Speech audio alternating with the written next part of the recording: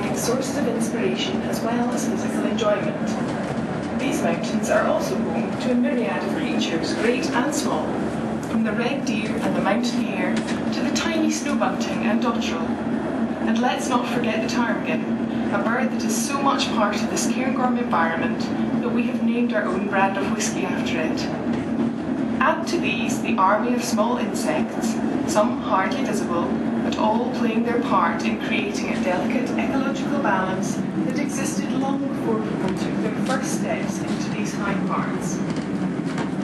This is their home, and as visitors, we should respect it as just that. It is man who is the most recent newcomer to the mountains. For that reason, we must ensure that our activities are sustainable and that our pleasure doesn't damage the very things we have come to enjoy. The Cairngorms are one of the last great wildernesses in this country, and the entire range is Britain's largest nature reserve and now forms part of the Cairngorms National Park, the UK's newest and largest national park. Many parts of this mountain landscape are protected under European environmental law, and we are obliged to operate a visitor management system to help protect it. We call this the Cairngorm Conservation System. The whole area that you are experiencing at present is very important to all of us who have the privilege of working here, or playing here, or simply being here. We ask you to respect this very special area, with its unique blend of wildlife, plant life, pure air, and ageless landscapes. The north-facing corries of this part of the Cairngorms create natural bowls, which hold snow deposits, and have done so for thousands of years. These natural snowfields first attracted climbers and skiers from the late 19th century, and, snow permitting, they still attract them today.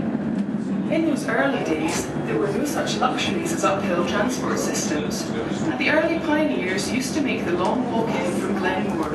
In the post-war years of the 50s, skiing began to grow in popularity, and the major breakthrough came with the opening of the Hill Road and car park in the late 50s.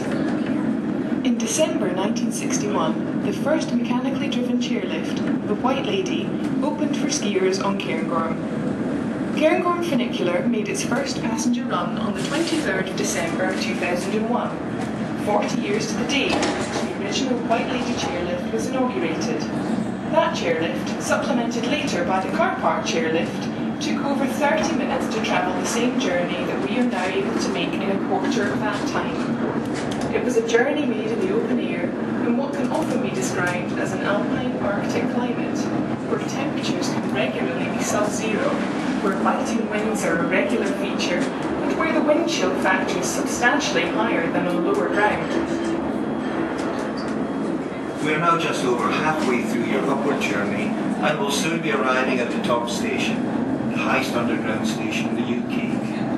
You will have climbed from an altitude of 610 metres above sea level to nearly 1,100 metres, and you will be only 120 metres below the summit of Britain's sixth highest mountain. The top station has 4 levels.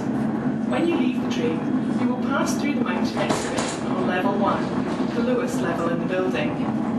The exhibition tells the story of how climate and weather have shaped this mountain landscape, and how animals, plants, and much more recently man, have adapted to live here in harmony. Moving from the exhibition area on level 1 up to level 2, you will find the shop at the top, ideal for original gifts and souvenirs. From the shop, make your way up to level 3, the viewing terrace, where, weather permitting, you will enjoy some of the most spectacular views Scotland has to offer. The Ptarmigan restaurant on level 4 is accessible from the viewing terrace and offers our own range of mountain fare, including the infamous Cairngorm hot chocolate. Before leaving the train, we would like to remind you of the Cairngorm Conservation System that is in operation at the top station. It is not possible to exit the building or the viewing terrace and go out onto the mountain. This is in order to help protect the fragile mountain environment around us. We ask you to respect this arrangement. Should you have any questions, please do not hesitate to ask a member of staff. We wish you a pleasant visit.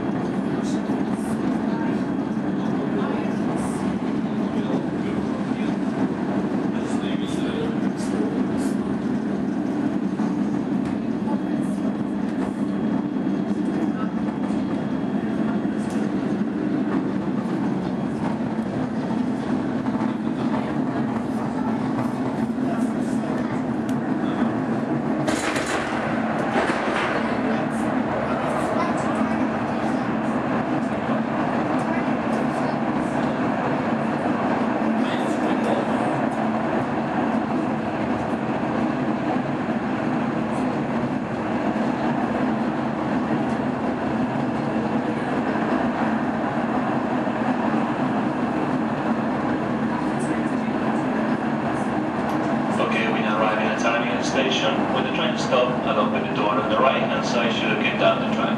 Make your way down the steps and through the double doors and you'll find level 1. From level 1, make your way up to level 2, shop at the top, level 3, view terrace, and level 4 is entirely a restaurant. Also level 4 is a horizontal platform. Just let me remind you the last train down is 4 o'clock and last train of the day is 4:30. Next one down, 4 o'clock, last train of the day is 4:30.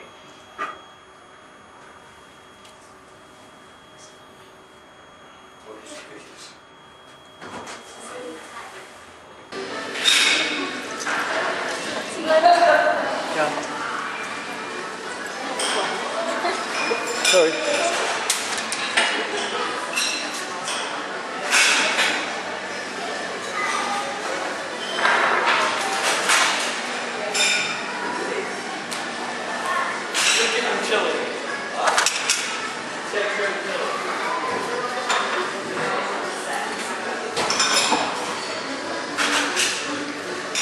Well, for Rick and Kirsty,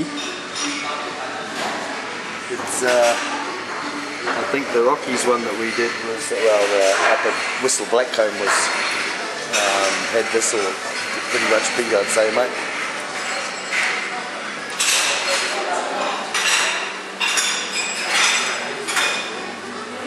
Still, this is a pretty neat view. So over that way, I guess way down there would be Aberdeen, or at least there's the ocean, I think, sort of out that way.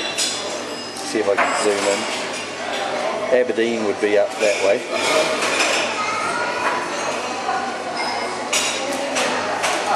Yeah, and there's the ocean. Well, I'm not sure about that. So ocean out that way, and then if we pan back around, we'll have a look at where we were staying and where the Highland Games were.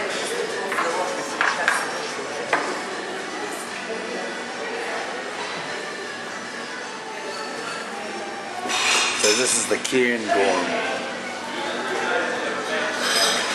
and down there I believe that, yeah, that would be Avamore, and then further to the left, if I can get down and around there a little bit, is where we're staying, Kingwissie. So down there is Avamore, and then I'll come around this way.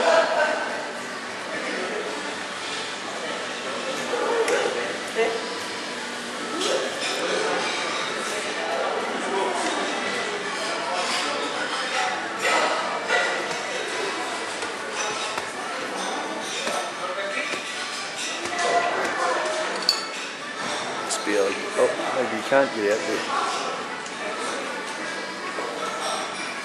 Top main veranda door. And the viewing terrace.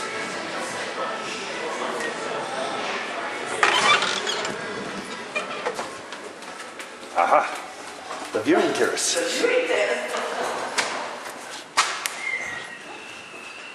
Okay, she's a little windy up here, so I won't say much. But I'll give you the view. Oh, they're not letting me out. There we go. She's a little windy, so I won't say much, but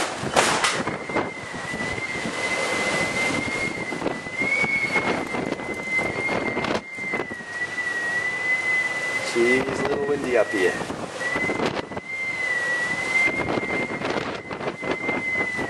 So I'll do the pan around. Area 1 is the view across Cairngorm Range in the foreground to Ben Nevis on the west coast. We can't see Ben Nevis today because there's rain.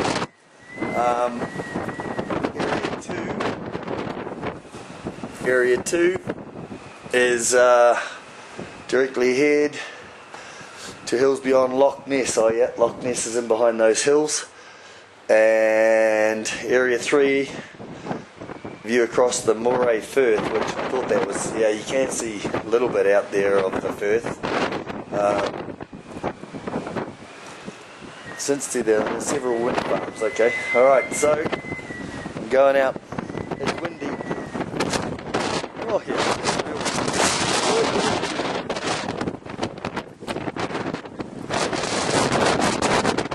Rain all day. This is the top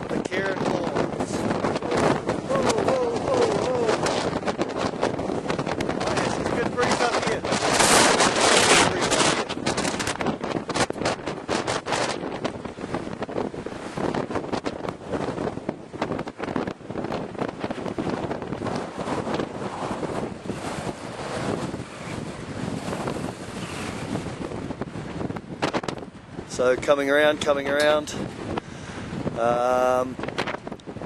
So down that valley down there is where we're staying, and where we were at the Highland Games, Newcastle and Kingston. Down there. And pan around, and Ben Nevison behind, I guess.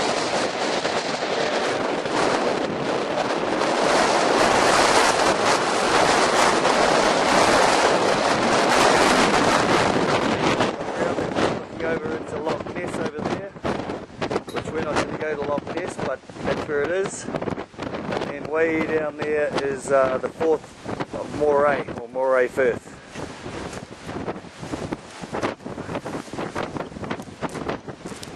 You can sort of see it maybe on the video. It's a little bleak up here today and a little windy. Dad's just gone to the little room. This is a bit more like it for a ski field.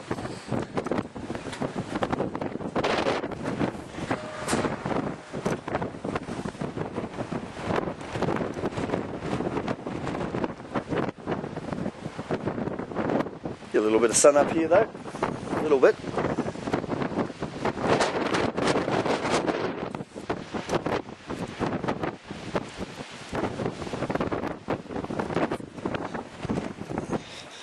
So I'll give you a better view just by looking at these